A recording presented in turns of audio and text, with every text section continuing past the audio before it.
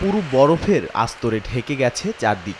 রাস্তাঘাট, গাছপালা সবকিছুই ঢেকে আছে সাদা বরফে। তবে শীতের সময় নয়, এক সপ্তাহ গ্রীষ্মের কাঠফাটা গরমের মাঝে হঠাৎ করে তাপমাত্রার এই পরিবর্তন এসেছে ইউরোপের বলকান প্রণালীতে।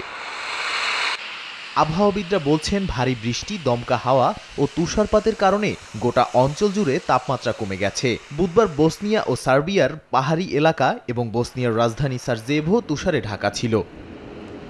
এর আগে মঙ্গলবার স্লোভেনিয়া ও ক্রোয়েশিয়াতেও তুষারপাত হয়। যদিও এর আগে সার্বিয়ার রাজধানী বেলগ্রেড এবং এই অঞ্চলের অন্যান্য অংশের তাপমাত্রা ছিল 30 ডিগ্রি সেলসিয়াস। নাদিম মারজান, সময় সংবাদ।